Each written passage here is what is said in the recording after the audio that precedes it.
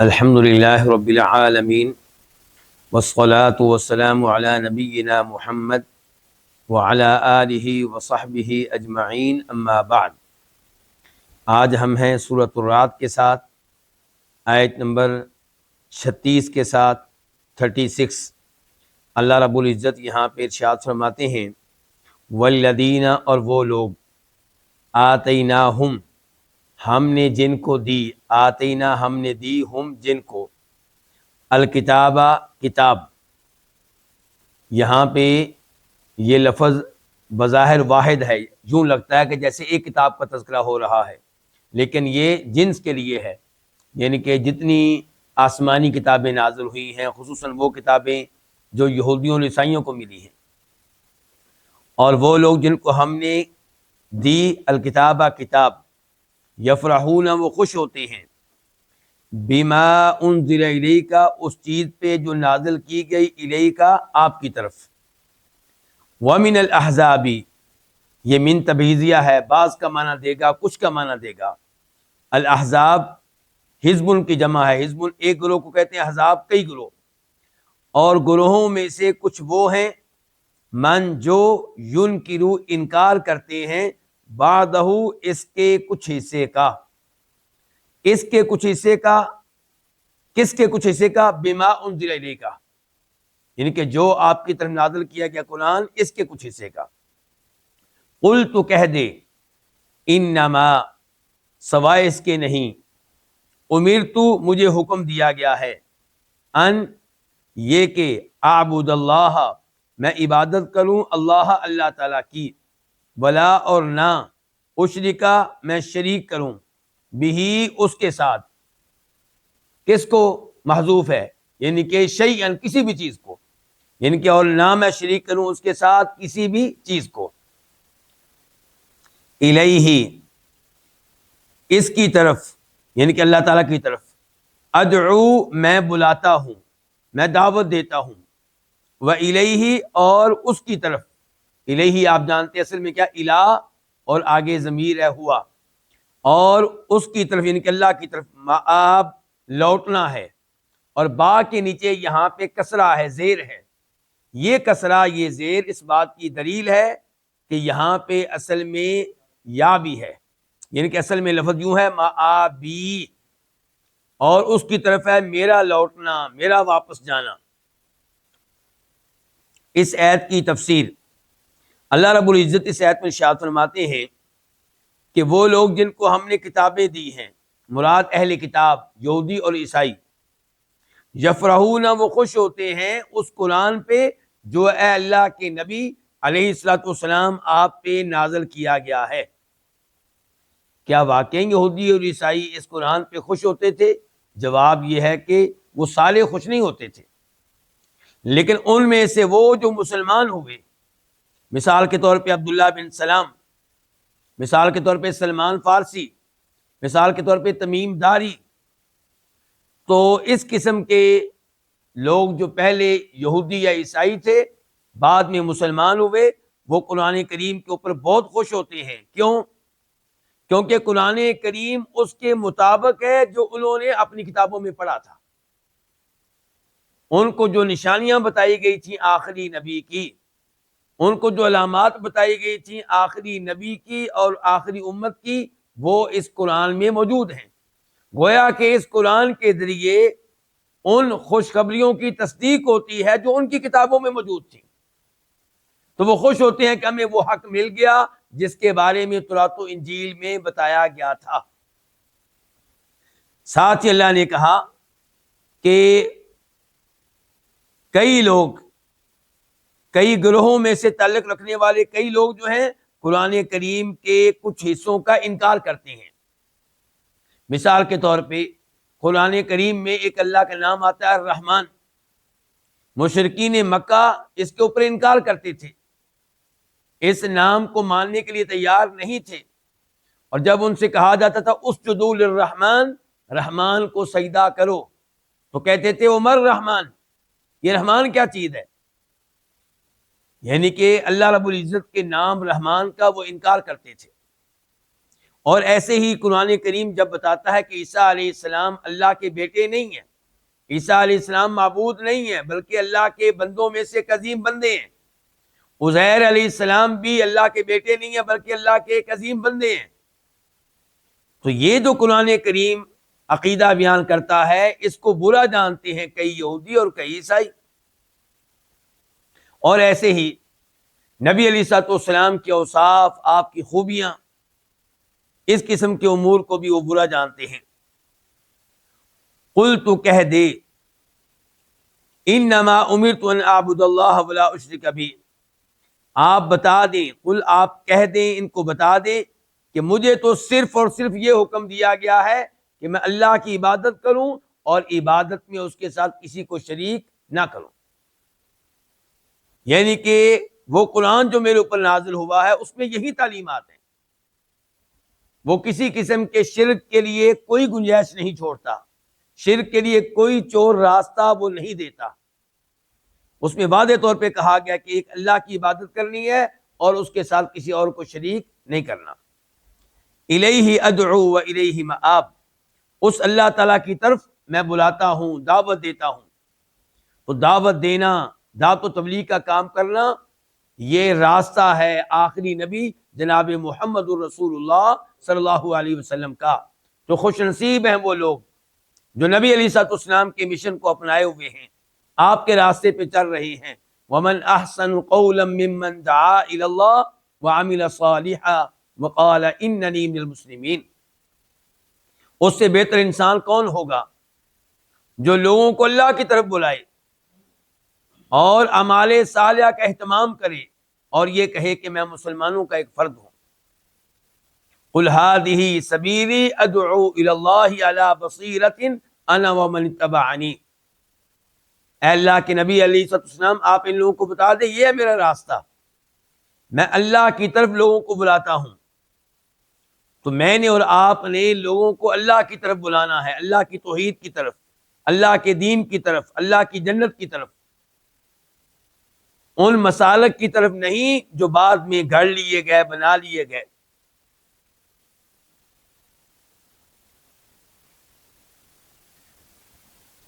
اس ایسے ہی بھی پتہ چلا وَإِلَيْهِ مَآب کہ ہم سب نے اللہ کے پاس جانا ہے، اللہ کے سامنے حاضر ہونا ہے اور اللہ تعالیٰ کے ہاں حساب کتاب ہوگا۔ آیت نمبر 37 وَكَذَلِكَ، اور اسی طرح انزلنا، ہم نے اتارا ہے اس کو، کس کو؟ یعنی کہ قرآن کو، حکمن عربیہ، اس حال میں کہ عربی فرمان ہے، وَلَئِن، اور البتہ اگر، یہ تین الفاظ ہیں، واو کا معنی اور، لام کا معنی البتہ، ان کا معنی اگر، اور البتہ اگر اتبعت، تو پیروی کرے، اہواءہم، ان کی خواہشات کی، اہوا جمع ہے، بعد ما جاءک من العلم، اس علم کے بعد جو آپ کے پاس آ چکا، ما لکا، یہ ان کا جواب ہے، جو پہلے ان آیا شروع میں والا ان اور البتہ اگر ان شرطیہ تھا تو اس کا جواب بھی ہوتا ہے، جواب یہ ہے کہ ما، نہیں ہوگا، لاکا تیرے لیے، من اللہ، اللہ سے، اللہ کے مقابلے میں، من ولی، کسی قسم کا کوئی دوست، من زائدہ ہے تاکید کے لیے، کسی قسم کا ولی، دوست، حمیتی، مددگار، ولا واقن، اور نہ ہی کوئی بچانے والا۔ اس آیت نمبر 37 کی تفسیر کیا ہے؟ اللہ رب العزت یہاں پر ارشاد فرماتے ہیں کہ جیسے ہم نے پہلے انبیاء کرام علیہم الصلوۃ والسلام پہ کتب نازل کی، اسی طرح ہم نے آپ پہ یہ قرآن اتارا ہے۔ اللہ نے یہاں پہ کہا کہ ہم نے قرآن آپ پہ اتارا ہے، یہ نہیں کہا کہ ہم نے آپ کو دیا ہے۔ اس سے پتہ چلا قرآن کریم اوپر سے نیچے آیا ہے۔ لانے والے کون ہیں؟ جبریل علیہ السلام۔ وَإِنَّهُ لَتَنزِيلُ رَبِّ الْعَالَمِينَ نَزَلَ بِهِ الرُّوحُ الْأَمِينُ، یہ اللہ رب العزت کی طرف سے اتارا ہوا کلام ہے، اسے لے کر اترے ہیں جبریل علیہ السلام علی قلبی کا، نبی علیہ الصلوۃ والسلام کے دل پہ۔ تو اس سے معلوم ہوا کہ اللہ رب العزت کہاں ہے؟ اللہ اوپر ہے. اسی لیے قرآن اوپر سے نیچے آیا ہے. جہاں پہ اللہ موجود ہے ادھر سے نیچے آیا ہے. تو یہ آیت ان آیات میں سے ایک ہے جو دلالت کرتی ہیں اس بات پہ کہ اللہ تعالیٰ اوپر ہے. اسی لیے امام ابن القیم رحمہ اللہ کہا کرتے تھے قرآن کریم میں 1000 سے زیادہ ایسے دلائل مل جائیں گے جن سے پتہ چلتا ہے کہ اللہ اوپر ہے. حکمن عربیہ، ہم نے اس قرآن کو اتارا ہے تو یہ اللہ تعالیٰ کا عربی فرمان ہے، یعنی کہ عربی زبان میں ہے اللہ تعالیٰ کا یہ فرمان. عربی میں کیوں ہے؟ کیونکہ نبی علیہ الصلوۃ والسلام کے جو اولین مخاطب تھے وہ کون تھے؟ وہ عرب تھے. پہلے ہر قوم کی طرف کوئی نہ کوئی نبی آیا اور انہی کی زبان میں کتاب نازل ہوئی. لیکن ہمارے نبی علیہ الصلوۃ والسلام پوری دنیا کے لیے ہیں، قیامت تک کے لیے ہیں. اب ظاہر ہے کہ قرآن کریم میں ایک زبان میں نازل ہونا تھا تو اللہ نے اس کے لیے عربی زبان کا انتخاب کیا، اور عرب لوگ ہی نبی علیہ الصلوۃ والسلام کے سب سے پہلے مخاطب تھے، اور خود آپ بھی عربی تھے.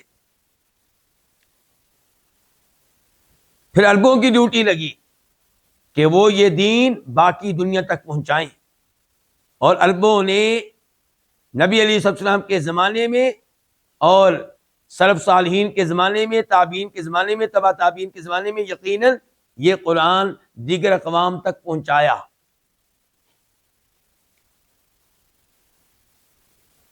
اللہ تعالیٰ فرماتے ہیں کہ اگر آپ ان کفار کی خواہشات کی پیروی کریں گے، ان کے پیچھے لگیں گے، علم آ جانے کے بعد تو پھر آپ کو اللہ کے عذاب سے بچانے والا کوئی نہیں ملے گا. کیوں؟ کیونکہ ان کی خواہشات کو اچھی خواہشات نہیں ہیں. ان کی خواہشات کیا ہے کہ اہل ایمان دین اسلام کو چھوڑ کر یہودی یا عیسائی بن جائیں. وَدَّ كَثِيرٌ مِّنْ أَهْلِ الْكِتَابِ لَوْ يَرُدُّونَكُم مِّن بَعْدِ إِيمَانِكُمْ كُفَّارًا. ان کی شدید خواہش ہے کہ مسلمان مرتد ہو جائیں، دین اسلام چھوڑ دیں. تو اگر ہم ان کی خواہشات کی پیروی کریں گے تو پھر اللہ کا عذاب یقینی ہے، کیونکہ کوئی بھی کافر جنت میں نہیں جا سکتا. سب کفار نے کہاں جانا ہے؟ جہنم میں. تو اللہ کے عذاب سے پھر کوئی بچانے والا نہیں ملے گا، کوئی شفاعت کرنے والا نہیں ملے گا. انبیاء کرام علیہ السلام کی شفاعت برحق ہے، لیکن وہ اہل ایمان کے لیے ہے. مسلمانوں میں سے جو گنہگار ہوں گے ان کے لیے ہے، کسی کافر کے لیے کوئی شفاعت نہیں ہو سکے گی. جیسا کہ نوح علیہ السلام اپنے بیٹے کے حق میں شفاعت کرنے میں کامیابی حاصل نہیں کر سکے.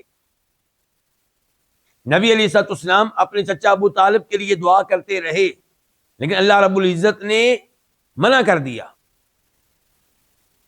تو معاملہ اس لحاظ سے بڑا خطرناک ہے کہ اگر کوئی ایمان سے معلوم ہو جاتا ہے، توحید سے معلوم ہو جاتا ہے، تو کامیابی کے راستے، نجات کے راستے اس کے لیے بند ہیں. یہاں پہ اللہ رب العزت نے کہا ہے ہمارے نبی کو مخاطب کر کے صلی اللہ علیہ وسلم، اگر آپ نے ان کفار کی خواہشات کی پیروی کی تو پھر اللہ کے عذاب سے بچانے والا کوئی نہیں ملے گا. تو اللہ تعالیٰ نے یہاں پہ مخاطب کیا ہے ہمارے نبی کو علیہ السلام، لیکن وارننگ ہے اوروں کو. گویا کہ جب کسی نبی کے لیے اس معاملے میں معافی نہیں ہے، دوسروں کے لیے کیسے ہو سکتی ہے؟ جبکہ انبیاء کرام سے ایسا کوئی خطرہ نہیں ہے. وہ اللہ کے پیارے ہیں، اللہ کے محبوب ہیں، وہ تو اللہ کے دین کی طرف لوگوں کو بلانے والے ہیں. وہ سوچ بھی نہیں سکتے کہ ہم اللہ کے دین کو چھوڑیں گے. لیکن یہ وارننگ بتا رہی ہے کہ اس معاملے میں کسی کا لحاظ نہیں کیا جائے گا. اگر کوئی کفر کی طرف چلا جاتا ہے، توحید کو چھوڑ دیتا ہے، ایمان کو چھوڑ دیتا ہے، تو کسی قسم کا کوئی لحاظ نہیں ہوگا. اسے کوئی دوست نہیں ملے گا، کوئی مددگار نہیں ملے گا، اور کوئی اللہ کے عذاب سے بچانے والا نہیں ملے گا. اور خصوصاً جب آپ ان کی خواہشات کی تب پیروی کریں جبکہ آپ کے پاس علم آ چکا ہے. بعد ما جاءکم من العلم، علم آ چکا، قرآن آ چکا، احادیث آ چکی، روشنی آ چکی. آیت نمبر 38 وَلَقَدْ اور البتہ تحقیق، واو کا من اور، لام کا من البتہ، قد کا من تحقیق، اور البتہ تحقیق، ارسلنا ہم نے بھیجے رسولن کئی رسول من قبلی کا آپ سے پہلے. رسول جمع ہے, واحد کیا ہوتا ہے رسول, ایک رسول. تو ہم نے آپ سے پہلے کئی رسول بھیجے. وجعلنا اور ہم نے بنائی لہم ان کے لیے ازواجن بیویاں, وذریتن اور اولاد. وما اور نہیں کانا تھا لرسول کسی رسول کے لیے, یعنی کہ کسی رسول کے لیے ممکن نہیں تھا. یہاں پہ لرسول سے پہلے کانا کی خبر ہوگی, مثال کے طور پہ وما کانا ممکنا لرسول, وما کانا جائزا لرسول, تو کسی رسول کے لیے ممکن نہیں تھا. کیا ممکن نہیں تھا؟ ان یاتیا, یہ کانا کا اسم ہے, ان یاتیا کہ وہ لائے, بآیتن کوئی بھی نشانی, الا مگر باذن اللہ, اللہ کے اذن کے ساتھ, اللہ کے حکم کے ساتھ. لکلی ہر ایک کے لیے, لام الگ ہے, کلی الگ ہے. لام کا معنی کے لیے, کل ہر ایک. اجل کا معنی کیا؟ وقت, مقررہ, وعدہ. ہر مدت کے لیے, ہر وقت کے لیے, ہر مقررہ وعدے کے لیے کتابن, ایک تحریر ہے, ایک لکھی ہوئی کتاب ہے. اس آیت کی کیا تفسیر ہے؟ اس آیت میں دو اعتراضات کا جواب دیا گیا ہے جو اعتراضات کیے جاتے تھے نبی علیہ الصلوۃ والسلام پہ. پہلے نمبر پہ آپ پہ جو اعتراضات کیے گئے ان میں سے ایک یہ تھا کہ آپ کو ہم رسول کیسے مان لیں, آپ ہماری طرح کے ہیں, ہماری طرح کھاتے پیتے ہیں, ہماری طرح آپ کی بیویاں ہیں, ہماری طرح آپ کی اولاد ہے. تو اللہ تعالیٰ نے بتایا کہ میں نے جتنے بھی رسول بھیجے ہیں سب کی بیویاں بھی ہوتی تھیں, سب کی اولاد بھی ہوتی تھی.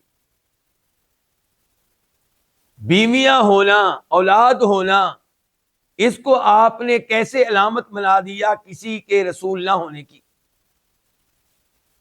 اے مکہ والو, تم ابراہیم علیہ السلام کو رسول مانتے ہو, اسماعیل علیہ السلام کو رسول مانتے ہو, اور یہ بھی مانتے ہو کہ ہم ان کی اولاد میں سے ہیں. تو اگر ان کو رسول اور نبی مانتے ہو تو پھر تم ان کی نسل میں سے کیسے ہو؟ اگر نبی کی بیوی نہیں ہوتی, نبی کی اولاد نہیں ہوتی, تو تم ان کی نسل میں سے کیسے ہو؟ اور یہی سوال ہوگا یہودیوں عیسائیوں سے کہ تم اپنے آپ کو بنی اسرائیل کہتے ہو, یعقوب علیہ السلام کی اولاد میں سے, اور اپنی نسبت ابراہیم علیہ السلام کی طرف بھی کرتے ہو, اسحاق علیہ السلام کی طرف بھی کرتے ہو. اگر جو بیوی ہونا, اولاد ہونا نبی نہ ہونے کی دلیل ہے تو پھر تم کیسے ہو اسحاق علیہ السلام کی اولاد میں سے, ابراہیم علیہ السلام کی اولاد میں سے, یعقوب علیہ السلام کی اولاد میں سے؟ تو یہ کوئی نئی بات نہیں ہے کہ اللہ کے رسول کی بیوی ہو اور ان کی اولاد ہو. اور اس سے یہ بھی پتا چلا کہ آج بھی اچھے مسلمان کو چاہیے کہ شادی کرے اور اولاد لے. یہ نبیوں کی زندگی ہے صلی اللہ علیہ وسلم. پاک دامن لوگ شادیاں بھی کرتے ہیں, اولاد بھی لیتے ہیں, اور اپنی اولاد کی اچھی تربیت کر کے ان کو اپنے لیے صدقہ جاریہ بنا لیتے ہیں. دوسرا اعتراض کہ اگر یہ سچے رسول ہیں تو جو نشانیاں ہم مانگتے ہیں یہ کیوں نہیں لے کر آتے؟ جیسے موسیٰ علیہ السلام کی نشانی تھی عصا, جیسے ان کی نشانی تھی ید بیضاء, اور جیسے صالح علیہ السلام کی قوم کو نشانی دی گئی اونٹنی, موسیٰ علیہ السلام کو بہت سی نشانیاں دی گئی, عیسیٰ علیہ السلام کو بہت سی نشانیاں دی گئی. تو جو نشانیاں ہم مانگتے ہیں اگر یہ سچے رسول ہیں تو وہ کیوں نہیں لے کر آتے؟ ان کا یہ اعتراض تھا باوجود اس کے کہ نبی علیہ الصلوۃ والسلام کو تمام معجزات سے بڑھ کر معجزہ دیا گیا, ساری نشانیوں سے بڑھ کر نشانی دی گئی قرآن, ایسا معجزہ جو قیامت تک کے لیے ہے, نبی کے جانے کے بعد بھی موجود ہے علیہ الصلوۃ والسلام. عصا جو تھا وہ ہمیشہ ہمیشہ کے لیے معجزہ نہیں تھا, ان کا ہاتھ وہ ہمیشہ ہمیشہ کے لیے معجزہ نہیں تھا, اور یہ وہ عظیم معجزہ ہے جو قیامت تک کے لیے ہے. چیلنج ہے آج بھی کہ اگر تم سمجھتے ہو کہ اللہ کا کلام نہیں ہے, ایسا کلام بنا کر لے آؤ, اور تمہیں اجازت ہے سارے مل کے کوشش کرو. یعنی کہ یہ پابندی نہیں ہے کہ اس کا مقابلہ کرنے والا تنہا ہو, باقی اس کی مدد نہیں کر سکتے, بلکہ کھلی اجازت ہے, سب کو جمع کر لو, انسانوں کو بھی جنوں کو بھی. اور پورے قرآن جیسا کلام بنا کر نہیں لا سکتے تو قرآن کی کوئی صورت لے لو، اور قرآن کی سب سے چھوٹی صورت کیا ہے؟ سورہ کوثر، 3 آیتیں، 1.5 سطر، ایسا کلام بنا کر لے آؤ، نہیں لا سکے۔ تو سب سے بڑا معجزہ ملنے کے باوجود اعتراض کرتے تھے کہ اگر یہ نبی ہیں تو وہ نشانیاں کیوں نہیں لے کر آتے جو ہم مانگتے ہیں؟ اللہ نے کہا نشانی پیش کرنا نبی کے اختیار میں ہے ہی نہیں۔ نبی مشکل کشا نہیں ہوتے، حاجت روا نہیں ہوتے، وہ جو چاہیں نشانی دکھائیں ان کے اختیار میں نہیں ہوتا۔ جو نشانی وہ پیش کرتے ہیں یہ اللہ کے اذن سے ہوتی ہے، اللہ کے حکم سے ہوتی ہے، اللہ کی توفیق کے بغیر وہ کوئی نشانی نہیں دکھا سکتے۔ تو کنٹرول کس کا؟ اللہ کا۔ نشانی پیش کرنا نہ کرنا اس میں مرضی کس کی چلتی ہے؟ اللہ کی، نبی کی مرضی نہیں چلتی صلی اللہ علیہ وسلم۔ کیوں؟ کیونکہ انبیاء کرام علیہم السلام اگرچہ تمام انسانوں میں سب سے افضل تھے، سب سے اعلیٰ تھے، سب سے مقدس تھے، سب سے محترم تھے، لیکن رب نہیں تھے، اللہ کے پیارے بندے تھے، اللہ کی مخلوق تھے، اللہ کے مملوک تھے، اللہ ان کا مالک تھا، وہ اللہ کی عبادت کرنے والے تھے۔ تو اس لیے نشانی پیش کرنا کس کے اختیار میں ہے؟ اللہ کے اختیار میں۔ لِكُلِّ عَدَدٍ کتاب، اور یہ بھی اصول ذہن میں رہے کہ ہر وقت کے لیے، ہر مدت کے لیے ایک تحریر ہے، یعنی کہ کب کیا کرنا ہے یہ سب کچھ اللہ کے ہاں لکھا ہوا ہے۔ کب یہ نشانی دکھانی ہے، کب وہ نشانی دکھانی ہے، کب عذاب بھیجنا ہے ان لوگوں پہ جو اللہ کی نشانی آ جانے کے باوجود ایمان لانے کی بجائے مزید نشانیوں کا مطالبہ کرتے ہیں۔ یہ سارا معاملہ اللہ کے اختیار میں ہے، اللہ کے پاس لکھا ہوا ہے، اس کی حقیقت کا علم بھی اللہ کو ہے، ہر ایک کو نہیں ہے۔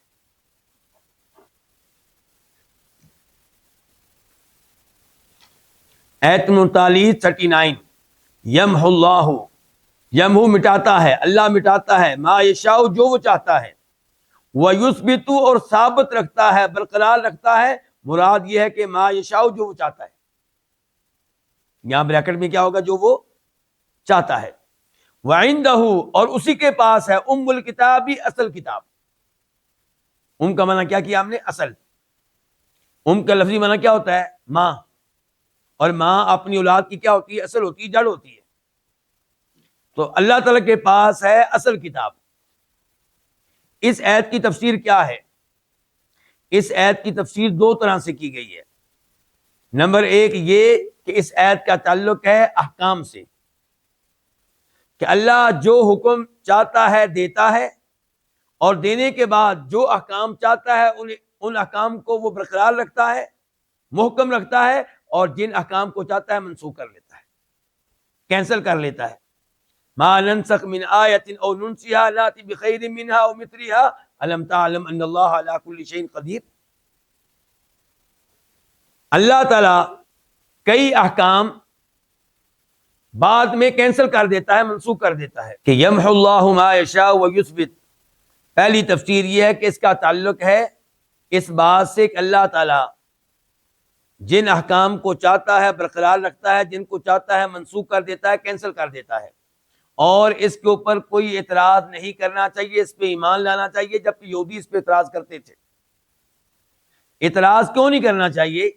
کہ آپ یہ نہ سمجھیں کہ اللہ تعالیٰ کوئی حکم نازل کرنے کے بعد اسے علم ہوتا ہے کہ یہ حکم مناسب نہیں ہے، اب اس کو ختم کر دیا جائے، ایسی بات نہیں ہے۔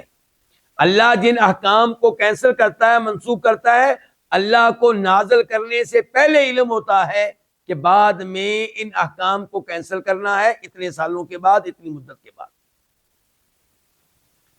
اللہ وہ حکم دیتا ہے ایک مخصوص مدت کے لیے، اس مخصوص مدت کے لیے وہ حکم مناسب ہوتا ہے، پھر اس کو کینسل کر دینا مناسب ہوتا ہے۔ اللہ کے ہر معاملے میں کوئی نہ کوئی حکمت ہے۔ تو فرمایا یمحو اللہ ما یشاء، اللہ مٹا دیتا ہے جو چاہتا ہے، یعنی کہ جو احکام چاہتا ہے مٹا دیتا ہے، یعنی کہ کینسل کر دیتا ہے۔ وَيُثْبِتُ اور وہ برقرار رکھتا ہے، ثابت رکھتا ہے جن احکام کو وہ چاہتا ہے۔ تو کیا عقائد بھی کچھ منسوخ ہو جاتے ہیں؟ نہیں، عقائد منسوخ نہیں ہوتے، احکام منسوخ ہوتے ہیں۔ یہ ممکن نہیں ہے کہ کوئی عقیدہ جو ہے منسوخ ہو جائے، حکم منسوخ ہوتا ہے مثال کے طور پہ پہلے حکم یہ تھا کہ جب کوئی چھوٹا بچہ کسی عورت کا اپنی ماں کے علاوہ دودھ پیے 10 بار تو وہ اس کا رضائی بیٹا بن جائے گا، دودھ کے اعتبار سے بیٹا بن جائے گا، اور اب اس کا نکاح اس عورت کے بچوں سے کیا ہوگا؟ حرام ہوگا۔ پھر اللہ تعالیٰ نے اس کو منسوخ کیا اور پھر نیا حکم یہ نازل ہوا کہ جب کوئی بچہ چھوٹی عمر میں کسی عورت کا 5 بار دودھ پیے تو تب اس کا دودھ کے اعتبار سے بیٹا بنے گا، رضائی بیٹا بنے گا۔ کسی زمانے میں اللہ کا حکم یہ تھا کہ اگر ایک مسلمان کے سامنے 10 کافر ٹھہرے ہوں، جنگ ہو، تو اس پہ واجب ہے کہ ان کا مقابلہ کرے، میدان چھوڑنے کی اس کو اجازت نہیں ہے۔ ہاں 11 کافر ہوں تو پھر اس کو میدان چھوڑنے کی اجازت ہے، اگرچہ افضل تب بھی یہ ہے کہ میدان نہ چھوڑے۔ پھر اللہ نے کہا الآن خفف اللہ عنکم وعلم ان فیکم ضعفا۔ پھر کیا حکم نازل ہوا کہ ایک مسلمان کو 2 کافروں سے مقابلہ کرنا ہوگا، 3 کافر ہوں تو میدان چھوڑ کے جا سکتا ہے، 2 کافر ہوں تو اس کو میدان چھوڑنے کی اجازت نہیں ہے۔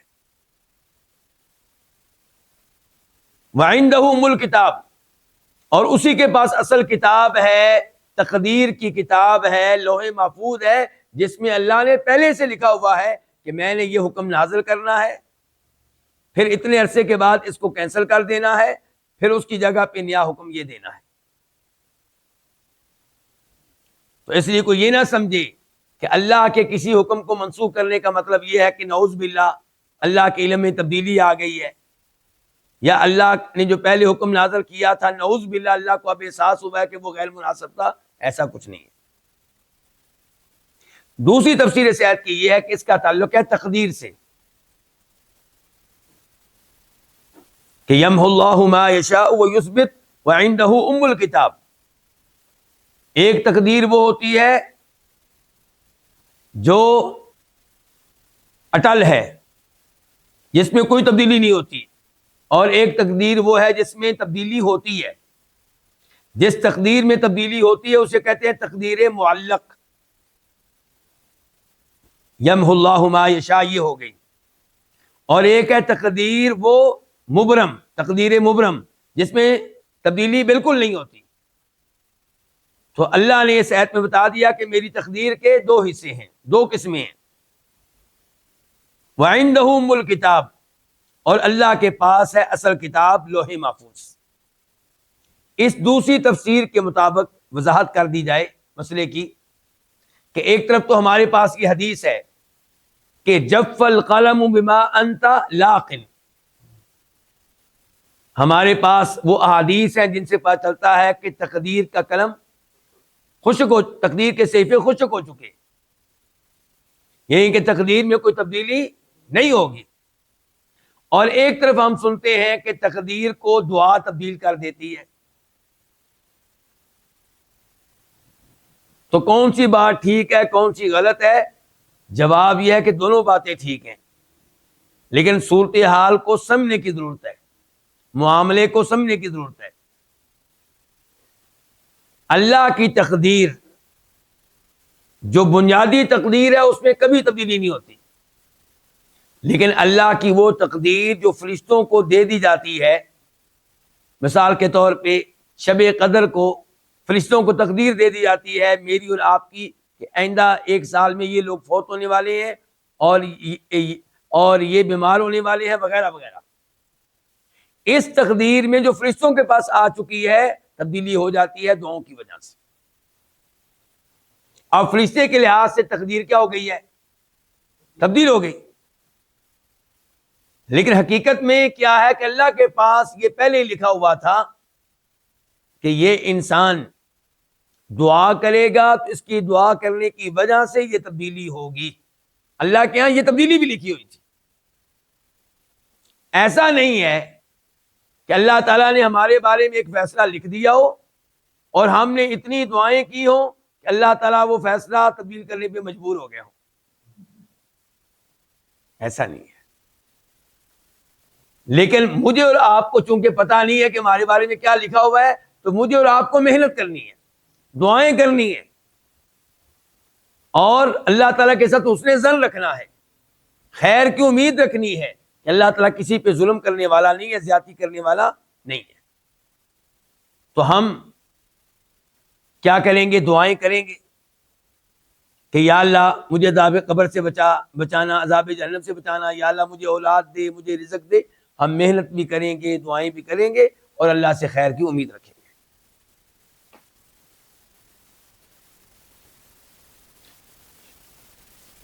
مجھے امید ہے کہ دونوں تفسیریں واضح ہوں گی۔ آیت نمبر 40 وَإِمَّا، اور اگر کبھی، واؤ کا معنی اور، ان کا معنی اگر، ما جو ہے یہ زائدہ ہے، ان کی تاکید کے لیے آیا ہے۔ اچھا، ان کا معنی کیا تھا؟ اگر، تو اگر کی تاکید کیا ہے؟ اور اگر کبھی، نورینکا، یہ کتنے الفاظ ہیں؟ 3۔ نوریا ہم دکھائیں، نون تاکید کا معنی ہوگا لازمی طور پہ، اور اگر کبھی ہم لازمی طور پہ تجھے دکھائیں، کیا دکھائیں؟ بعد الذی نعدہم، اس میں سے کچھ جس کا ہم آپ کو وعدہ دیتے ہیں، او یا نتوفین، یا ہم لازمی طور پہ فوت کرنے کا تجھے، فإنما، تو سوائے اس کے نہیں، علیہ کا تجھ پہ ہے، تیرے ذمے ہے، علا پر کا تیرے، سوائے اس کے نہیں تیرے ذمے ہے، البلاغ پہنچا دینا، وعلینا اور ہمارے ذمے ہے۔ یہ بھی دو الفاظ ہیں، علا الگ ہے، نا الگ ہے۔ نا کا معنی کیا؟ ہمارے، اور ہمارے ذمے الحساب، حساب لینا۔ اس آیت کی کیا تفسیر ہے؟ نبی علیہ الصلوۃ والسلام دعوت و تبلیغ کا کام کرتے، شرک سے منع کرتے، توحید کی دعوت دیتے، اور ساتھ ساتھ وارننگ بھی دیتے کہ اگر تم بعد نہ آئے، تم نے کفر و شرک ترک نہ کیا، ایمان نہ لائے، تو تمہیں اللہ کے عذاب کا سامنا کرنا پڑے گا۔ تو بعد میں مشرکین مکہ آپ سے کہتے کہ لائیں جو جس عذاب کی آپ دھمکیاں دیتے ہیں، لائیں وہ عذاب۔ وَيَقُولُونَ مَتَىٰ هَٰذَا الْوَعْدُ إِن كُنتُمْ صَادِقِينَ وَإِذْ قَالَ اللَّهُمَّ إِن كَانَ هَٰذَا الْحَقُّ مِنْ عِندِكَ فَأَمْطِرْ عَلَيْنَا حِجَارَةً مِّنَ السَّمَاءِ أَوْ ائْتِنَا بِعَذَابٍ أَلِيمٍ، لائیں آپ یہ عذاب۔ تو اللہ تعالیٰ یہاں پہ بتا رہے ہیں کہ ممکن ہے کہ اس عذاب کا کچھ حصہ ہم آپ کی زندگی میں بھیج دیں، اور آپ کو وہ عذاب دیکھنے کا موقع مل جائے، اور ممکن ہے کہ ہم آپ کو فوت کر لیں، اور آپ کو فوت کر لینے کے بعد ہم ان کو عذاب دیں۔ جو بھی صورت ہم اختیار کریں، آپ نے اس معاملے میں کوئی ٹینشن نہیں لینی۔ آپ کی ذمہ داری ہے اللہ کا پیغام پہنچا دینا۔ آپ نے توحید کی دعوت دی، ایمان لانے کی دعوت دی، کفر و شرک سے منع کیا، وارننگ بھی دے دی، آپ نے سب کچھ پہنچا دیا، آپ کی ذمہ داری ادا ہو گئی، باقی حساب لینا ہماری ذمہ داری۔ پھر سمجھ لیں اب اس آیت کو، اور اگر کبھی ہم آپ کو ضرور دکھائیں اس عذاب میں سے کچھ، اس میں سے کچھ جس کا ہم آپ کو وعدہ دیتے ہیں، دھمکی دیتے ہیں، وارننگ دیتے ہیں، او نتوفینک، یا ہم لازمی طور پہ آپ کو فوت کر لیں، یعنی کہ اس دھمکی پہ عمل کرنے سے پہلے، تو آپ کے ذمہ صرف اور صرف پہنچا دینا ہے۔ انما کا تعلق کس سے؟ البلاغ سے، یعنی کہ آپ کے ذمہ صرف اور صرف کیا ہے؟ پہنچا دینا، اللہ کا پیغام دے دینا۔ وعلینا الحساب، اور ہمارے ذمہ ہے ان سے حساب لینا، چاہے ہم دنیا میں حساب لیں، چاہے ہم آخرت میں حساب لیں، چاہے ہم ادھر ان کو عذاب دیں، چاہے ہم ادھر عذاب دیں۔ آیت نمبر 41 اولم یروا، اور کیا انہوں نے نہیں دیکھا؟ اور کس کا معنی؟ واو کا، کیا کس کا معنی؟ حمزہ کا، شروع میں جو آیا ہے، لیکن اردو میں ہم واو کا ترجمہ پہلے کریں گے، حمزہ کا ترجمہ بعد میں کریں گے۔ اور کیا لم یروا، انہوں نے نہیں دیکھا، انا، بے شک ہم، یہ اصل میں کیا تھا؟ انا اور نا، بے شک ہم ناتی، آتے ہیں، الارض، زمین کی طرف، ننقصو، اس حال میں کہ ہم کم کرتے ہیں، ہاں کس کو؟ اس زمین کو، من اطرافہا، اس کے کناروں کی طرف سے، واللہ، اور اللہ تعالی، یحکم، حکم کرتا ہے، فیصلہ کرتا ہے، حکم کرتا ہے، حکم دیتا ہے، لا، نہیں ہے، معاقبہ، کوئی نظر ثانی کرنے والا، نہیں ہے معقبہ کوئی رد کرنے والا، ریجیکٹ کرنے والا، لحکم ہی اس کے حکم کو، اللہ کے حکم کو، وہو اور وہ سریع الحساب جلد حساب لینے والا ہے۔ جلد کس کا معنی؟ سریع کا، یا وہ تیز ترین حساب لینے والا ہے۔ اس آیت کی تفسیر کیا ہے؟ آیت نمبر 41 اللہ رب العزت نے بتایا اور دلیل دی اسلام کے سچا ہونے کی، اور خوشخبری دی اللہ تعالیٰ نے اہل ایمان کو، وارننگ دی اللہ تعالیٰ نے اہل کفر کو کہ کیا یہ دیکھ نہیں رہے کہ ہم زمین کی طرف آتے ہیں اور ہم اس کے اطراف سے کم کرتے چلے جا رہے ہیں؟ کیا مطلب؟ مسلمانوں کو مسلسل فتوحات مل رہی ہیں، کامیابیاں مل رہی ہیں، اسلامی سلطنت پھیلتی چلی جا رہی ہے، جن زمینوں پہ کفار کا قبضہ تھا وہ زمینیں کم ہوتی چلی جا رہی ہیں اور مسلمانوں کی زمین بڑھتی چلی جا رہی ہے، پھر بھی ان کو یقین نہیں آتا کہ محمد سچے ہیں علیہ السلام اور اللہ تعالیٰ ان کے ساتھ ہے۔ اور کیا یہ دیکھتے نہیں کہ ہم زمین کی طرف آتے ہیں؟ ہم آتے ہیں سمرات اللہ کے حکم پہ لڑنے والے لشکر، اور ان کی زمین کم ہو رہی ہے، فتوحات مل رہی ہیں نبی علیہ السلام کو اور آپ کے صحاب کو۔ واللہ یحکم لا معقب لحکمہ، اور اللہ تعالی اپنی مخلوق کو جو چاہتا ہے حکم دیتا ہے، اپنی مخلوق کے بارے میں جو چاہتا ہے فیصلے کرتا ہے۔ اللہ کا حکم، اللہ کا فیصلہ، اس کے تبدیل کرنے پہ اللہ کو کوئی مجبور نہیں کر سکتا، اللہ کے فیصلوں پہ کوئی نظر ثانی نہیں کر سکتا، کیونکہ اللہ سے اوپر کوئی ہے ہی نہیں۔ سب اللہ کی مخلوق ہیں، سب اللہ کے مملوک ہیں، سب اللہ کے بندے ہیں۔ کس کی ضرورت ہے کہ اللہ کو مجبور کرے یا اللہ کو کہے کہ یا اللہ یہ فیصلہ اپنا تبدیل کر لے، اپنا حکم تبدیل کر دے؟ نہیں، اللہ جو چاہے سو کرے، اللہ تعالیٰ کو کوئی مجبور کرنے والا نہیں ہے۔ وَهُوَ سَرِيعُ الْحِسَابِ، اور وہ جلد حساب لینے والا ہے۔ اس جملے کی دو تفسیریں ہیں۔ ایک تفسیر یہ ہے کہ قیامت کا دن جلد آنے والا ہے، قیامت کوئی دور نہیں ہے، اور تمہاری موت کا وقت جلد آنے والا ہے، تمہارے حساب کا وقت جلد آنے والا ہے، اس لیے اس کی تیاری کر لو، ایمان لے آؤ، سنبھل جاؤ، ورنہ پچھتاؤ گے۔ اور دوسری تفسیر اس جملے کی یہ ہے کہ جب اللہ حساب لینے پہ آئے گا تو اللہ کو حساب لینے میں کچھ زیادہ وقت نہیں لگے گا۔ یہ نہ سمجھیں کہ اتنے زیادہ انسان اور اللہ تعالیٰ کیسے ایک ایک کا حساب لے گا۔ اللہ کو حساب لینے میں کوئی وقت نہیں لگنے والا۔ آیت نمبر 42 وقد، اور تحقیق، مکر، تدبیر کی، الذین، ان لوگوں نے، من قبلہم، جو ان سے پہلے ہیں، فللہ المکر جمیعا، فللہ یہ تین الفاظ ہیں، فا، لام اور اللہ۔ لام کا معنی کیا ہوتا ہے؟ کے لیے، کے واسطے۔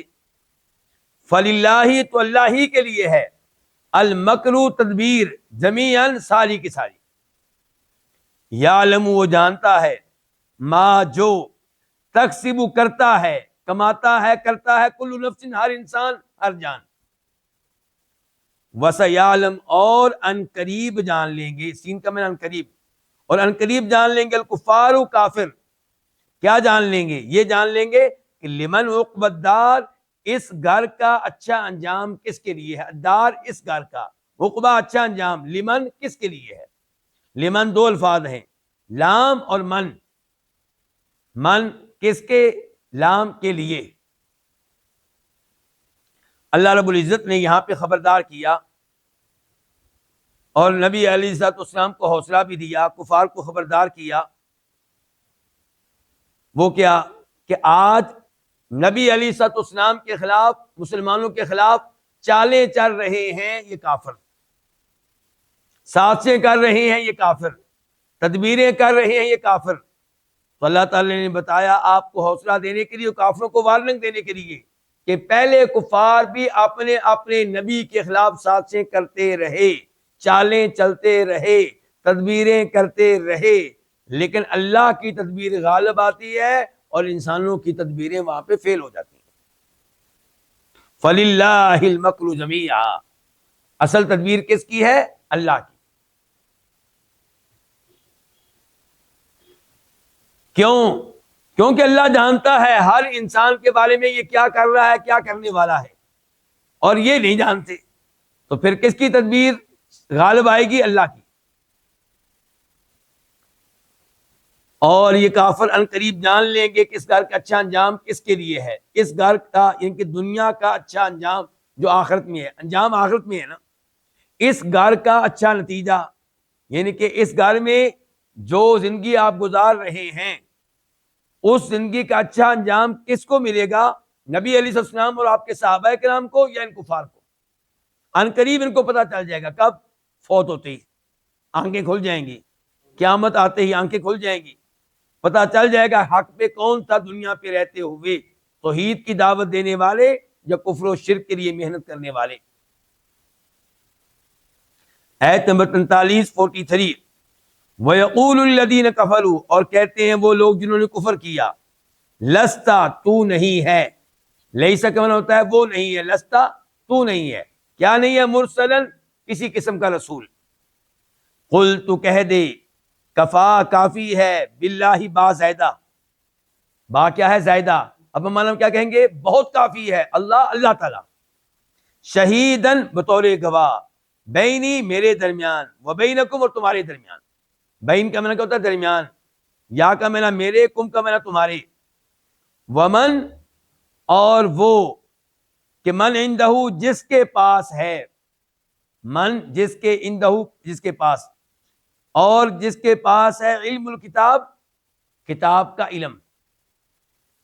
اس آیت کی تفسیر کیا ہے کہ کافر کہتے ہیں اے نبی علیہ السلام آپ سے کہ آپ بالکل رسول نہیں ہیں، آپ قطعاً رسول نہیں ہیں، آپ ان سے کہہ دیں تم رسول نہیں مانتے، نہ مانو، میرا اللہ گواہ ہے، میرا اللہ شاہد ہے کہ میں اللہ کا رسول ہوں، جو میرے اوپر وحی نازل کرنے والا ہے، جو میرے اوپر قرآن نازل کرنے والا ہے وہ گواہ ہے، وہ جانتا ہے، تم نہ مانو وہ مانتا ہے۔ اور اسی طرح وہ لوگ جن کے پاس کتاب کا علم ہے، تورات و انجیل کا علم ہے، وہ بھی گواہی دیتے ہیں، عبداللہ بن سلام گواہی دیتے ہیں کہ اے اللہ کے نبی آپ اللہ کے سچے رسول ہیں، اشہد ان لا الہ الا اللہ واشہد ان محمدن عبدہ ورسولہ۔ سلمان فارسی گواہی دیتے رہے، تمیم داری گواہی دیتے رہے، اور کئی گواہی دیتے رہے۔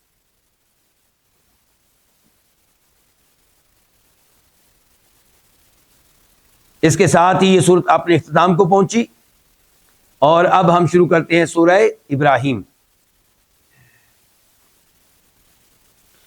بسم اللہ الرحمن الرحیم۔ یہ سورہ ابراہیم مجموعی طور پہ کیا ہے؟ مکی سورت ہے۔ کیا مطلب؟ مکی ہونے کا مطلب یہ ہے کہ نبی علیہ السلام کے مکہ چھوڑ کر ہجرت کر کے مدینہ آ جانے کے بعد یہ نازل ہوئی ہے، اور معذرت اس سے پہلے نازل ہوئی ہے، یعنی کہ مکی زمانے میں نازل ہوئی ہے، جب آپ مستقل طور پہ مکہ میں رہتے تھے اس زمانے میں نازل ہوئی ہے۔ اور مدنی وہ صورتیں ہوتی ہیں جو تب نازل ہوئی جب آپ نے مکہ مستقل طور پہ چھوڑ دیا تھا اور مدینہ تشریف لے آئے تھے۔ تو یہ کون سا زمانہ؟ وہ آپ کا مدنی زمانہ، چاہے وہ صورت مدینہ میں نازل ہوئی ہو، چاہے مدینہ کے دائیں بائیں نازل ہوئی ہو، لیکن زمانہ مدنی ہے۔ تو یہ صورت نازل ہوئی ہے آپ کے مکی زمانے میں۔ الف لام را، یہ کیا؟ حروف مقطعات، حروف تہجی ہیں، اور ان کا اپنا کوئی معنی نہیں ہوتا، لیکن قرآن کریم میں کوئی ایسی چیز نہیں ہو سکتی جو فضول ہو، جو بے فائدہ ہو، جو بے حکمت ہو، جو بے مقصد ہو۔ تو ان حروف کا مقصد کیا ہے؟ چیلنج دینا کن کو؟ جو نبی علیہ السلام کو رسول نہیں مانتے تھے اور کہتے تھے کہ یہ کلام جو محمد پیش کرتا ہے صلی اللہ علیہ وسلم یہ ان کا اپنا بنایا ہوا ہے، یہ کسی بشر کی محنت ہے، یہ اللہ کا کلام نہیں ہے۔ اللہ نے کہا اگر یہ صورتحال ہے، تم بھی عربی کے امام ہو، فصاحت و بلاغت کے ماسٹر ہو، تو مقابلہ کرو۔ یہ قرآن کریم انہی حروف سے بنا جن کو تم جانتے ہو، الف لام را وغیرہ، تو تم بھی ان حروف کو لے کر ایسا کلام بنا کر لے آؤ۔ تو گویا کہ ان حروف کے ذریعے چیلنج دیا جا رہا ہے۔ کتابن، اس سے پہلے ایک لفظ مقدر ہوگا، پوشیدہ ہوگا، ہاذا، یعنی کہ یہ قرآن، یہ کتاب ایسی کتاب ہے، انزلناہ جس کو ہم نے نازل کیا ہے، الیک تیری طرف، لی تاکہ تخرجت تو نکالے، الناس لوگوں کو، من الظلمات تاریکیوں سے، ظلمت ان کی جمع ہے ظلمات، تاریکیوں سے، الی النوری روشنی کی طرف، نور کی طرف، باذن ربہم ان کے رب کے اذن کے ساتھ، ان کے رب کے حکم کے ساتھ، اذن کا معنی حکم، ربہم ان کے رب، کن کے رب؟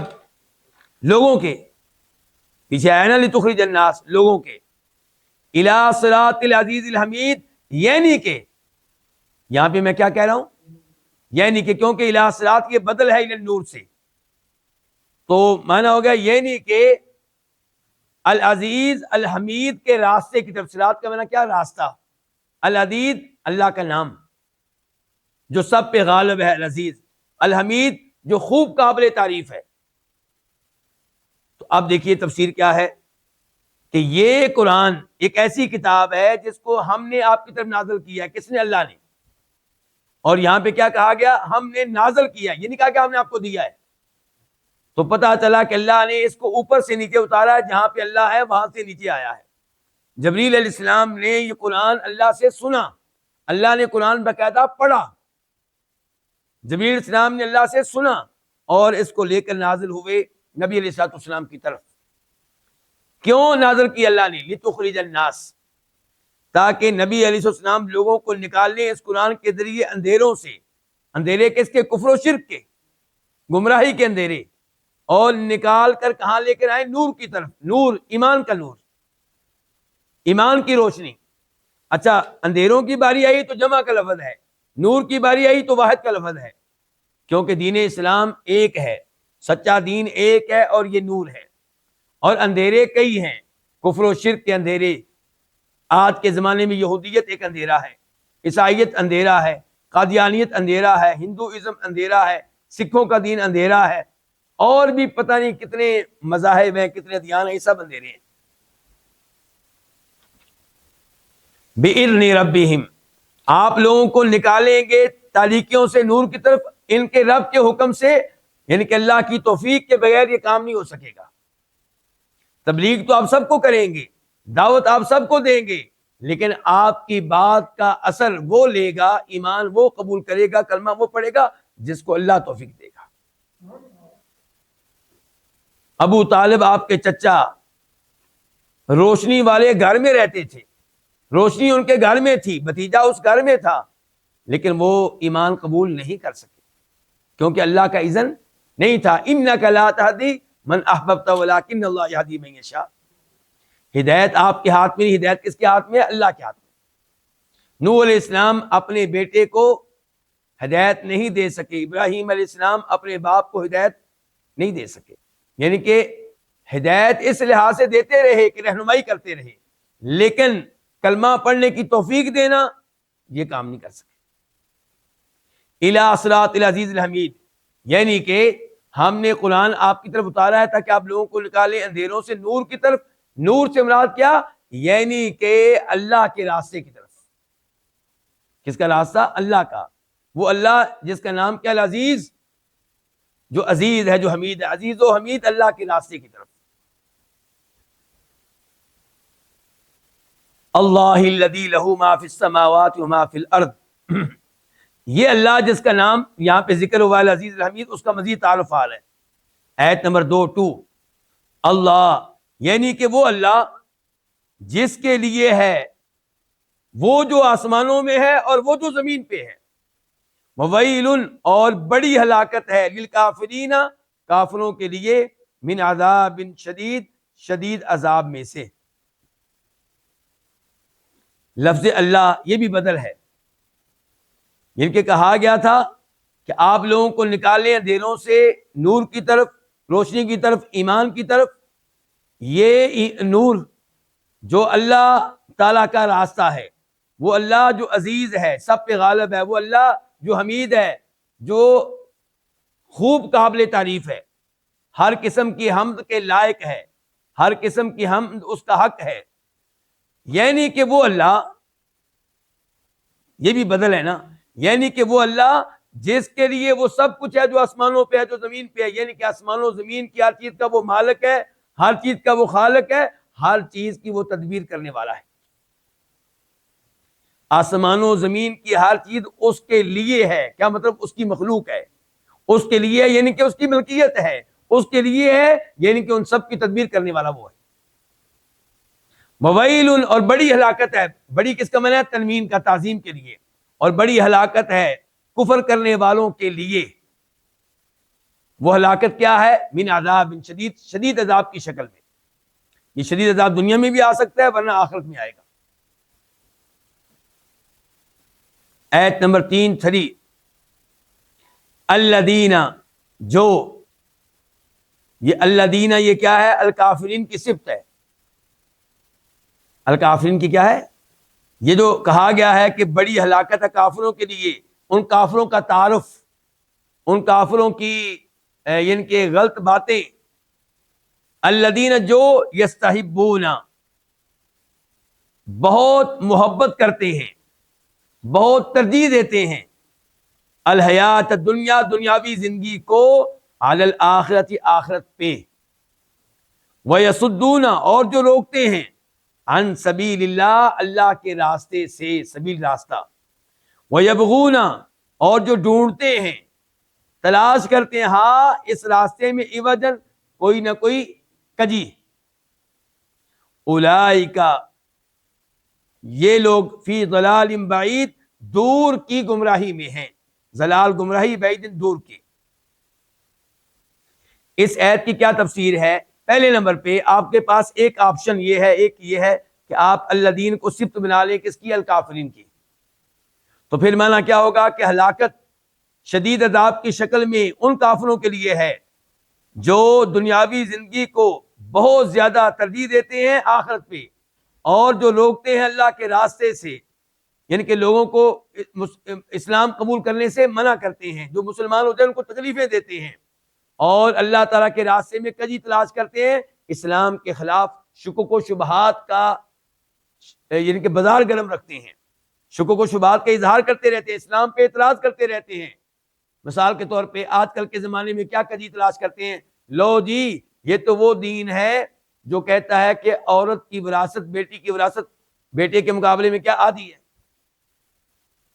حالانکہ یہ کیا ہے؟ یہ کجی نہیں ہے، یہ خوبی ہے، لیکن یہ خوبی اسی کو نظر آئے گی جس کی آنکھیں کام کرتی ہوں گی، جس کا دل کام کر رہا ہوگا، زندہ ہوگا، مردہ نہیں ہوگا، جس کے دل پہ مور نہیں لگی ہوگی۔ اب وقت نہیں ہے کہ میں اس کے اوپر مزید روشنی ڈالوں۔ اگر اللہ تعالیٰ نے لڑکی کی وراثت آدھی رکھی لڑکے کے مقابلے میں، تو اللہ نے مالی ذمہ داریاں لڑکی پہ نہیں ڈالی، کس پہ ڈالی ہیں؟ لڑکے پہ۔ تو یہ لوگ دور کی گمراہی میں ہیں، یعنی کہ حق سے بہت دور نکل گئے، یہ کافر حق سے بہت دور نکل گئے، جو اللہ کے راستے سے اوروں کو روکتے ہیں، جو اسلام میں کوئی نہ کوئی عیب تلاش کرنے کی کوشش کرتے ہیں، جو دنیاوی زندگی کو آخرت پہ ترجیح دیتے ہیں۔ اچھا، یہ ایک آپ کے پاس آپشن اختیار تھا۔ دوسرا کیا ہے کہ آپ یوں سمجھیں کہ الذین کا پیچھے کافرین کے ساتھ کوئی گہرا تعلق نہیں ہے، گویا کہ نئی بات ہو رہی کیا کہ وہ لوگ، گویا کہ مبتدا ہو گیا، وہ لوگ جو دنیاوی زندگی کو آخرت پہ بہت ترجیح دیتے ہیں، اور جو اللہ کے راستے سے لوگوں کو منع کرتے ہیں، اور جو اس دین میں اللہ کے راستے میں کوئی نہ کوئی کجی تلاش کرتے ہیں، ڈھونڈتے ہیں، یہ لوگ بہت دور کی گمراہی میں۔ اولئک کا خبر ہوگی الذین کی۔ ایک ایت ہم اور پڑھ لیتے ہیں، ایت نمبر 4 وما، اور نہیں، ارسلنا، ہم نے بھیجا، من رسول، کوئی بھی رسول، من زیادہ ہے تاکید کے لیے، کوئی بھی رسول، الا مگر، بلسان قومہ، اس کی قوم کی زبان میں، لسان زبان، لی، تاکہ، ان کے ہم نے کیوں رسول بھیجا؟ تاکہ یبینہ، وہ واضح کرے، لہم، ان کے لیے، تاکہ وہ بیان کرے ان کے لیے، فَيُضِلُّ، تو گمراہ کرتا ہے، بھٹکا دیتا ہے، اللہ تعالیٰ، من یشاء، جس کو چاہتا ہے، ویہدی، اور وہ ہدایت دیتا ہے، من یشاء، جس کو چاہتا ہے، وہو، اور وہ، العزیز، سب پہ غالب ہے، الحکیم، کمال حکمت والا ہے۔ اس ایت میں اللہ نے وعدے کیا کہ ہم نے جس رسول کو بھی بھیجا اس کی قوم کی زبان میں بھیجا. کیوں؟ تاکہ وہ ان کے لیے حق کو واضح کر سکے، اللہ کی طرف سے نازل ہونے والے کلام کو واضح کر سکے، صحیح معنوں میں تبلیغ کر سکے. اس سے پتہ چلا کہ جس قوم کو تبلیغ کرنا چاہتے ہیں اس قوم کی زبان سیکھیں. اور اس سے یہ بھی پتہ چلا کہ انبیاء کرام علیہ الصلوۃ والسلام اپنی اپنی قوم کی زبان میں آتے رہے ہیں، سوائے آخری نبی کے کہ یہ جب آئے تو اپنی قوم کی زبان میں آئے، لیکن ان کی رسالت پوری دنیا کے لیے ہے. اور میری اور آپ کی ذمہ داری ہے کہ ہم آپ کا پیغام پہنچائیں ان لوگوں تک جن کی زبان ہم جانتے ہیں. اور یہ آیت ان دلائل میں سے ایک دلیل ہے جس سے پتہ چلتا ہے کہ خطبہ جمعہ مقامی زبان میں ہونا چاہیے. خطبہ جمعہ کس زبان میں ہونا چاہیے؟ مقامی زبان میں، تاکہ خطبہ جمعہ میں آپ اللہ کا پیغام لوگوں تک اپنی زبان میں پہنچا سکیں. اگر خطبہ جمعہ عربی میں ہوگا تو یہ کوئی نماز نہیں ہے، یہ تو نصیحت ہے، نصیحت کا موقع ہے. تو نصیحت آپ کیسے کریں گے عربی میں؟ اسی لیے الحمدللہ اہل حدیث مساجد میں، سلفی مساجد میں خطبہ جمعہ کس زبان میں ہوتا ہے؟ اردو میں ہوتا ہے. ہمارے دیگر بھائیوں نے کیا کیا؟ انہوں نے کہا خطبہ عربی میں ہی ہوگا. ہم خطبے کی زبان تبدیل نہیں کر سکتے، البتہ خطبہ سے پہلے کیا ہوگا؟ درس ہوگا. جبکہ ہمارے یہی بھائی نماز کی باری آتی ہے تو کہتے ہیں اللہ اکبر کی جگہ پہ آپ فارسی میں کہہ سکتے ہیں اللہ سب سے بڑا ہے. نماز میں حالانکہ تبدیلی بالکل نہیں ہونی چاہیے، لیکن وہاں پہ کیا کہتے ہیں کہ آپ فارسی میں کہہ سکتے ہیں کہ اللہ سب سے. اور خطبہ جمعہ جس کا مقصد نصیحت کرنا ہے اور نصیحت ہوگی مقامی زبان میں، وہاں پہ کہا گیا کہ نہیں، خطبہ عربی میں رہے گا. اللہ ہم سب کو ہدایت دے. تو اس آیت میں یہ بھی بتایا گیا کہ ہدایت اور ہدایت سے محروم کر دینا یہ اللہ کے ہاتھ میں ہے. تو یہ بتانے کا مقصد ایک پتہ چلا کہ اللہ تعالیٰ کی قدرت کا، دوسرا یہ پتہ چلا کہ ہمیں چاہیے کہ ہم اللہ سے ہدایت مانگیں، اللہ سے دعائیں کریں اور ڈرتے رہیں کہ کہیں اللہ یہ نعمت ہم سے چھین نہ لے. اور خوش ہوں وہ لوگ جن کو یہ نعمت مل چکی ہے کہ اللہ نے مجھے ان انسانوں میں رکھا ہے جن کو اللہ نے ہدایت جیسی عظیم نعمت دے رکھی ہے. اس پہ اللہ کا شکر ادا کریں اور یہ بازی میں رہے کہ اللہ سب پہ غالب ہے، کمال حکمت والا ہے. اگر اس نے کسی کو ہدایت دی ہے اس کے پیچھے بھی کوئی حکمت ہے، اگر کسی کو اس نے اس ہدایت سے محروم رکھا ہے تو اس کے پیچھے بھی کوئی حکمت ہے. اللہ کا کوئی بھی کام حکمت سے خالی نہیں ہوتا. اللہ رب العزت سے دعا ہے کہ اللہ تعالی ہمیں اپنا کلام صحیح معنوں میں سمجھنے کی توفیق عنایت فرمائے. وآخر دعوانا الحمد للہ رب العالمین.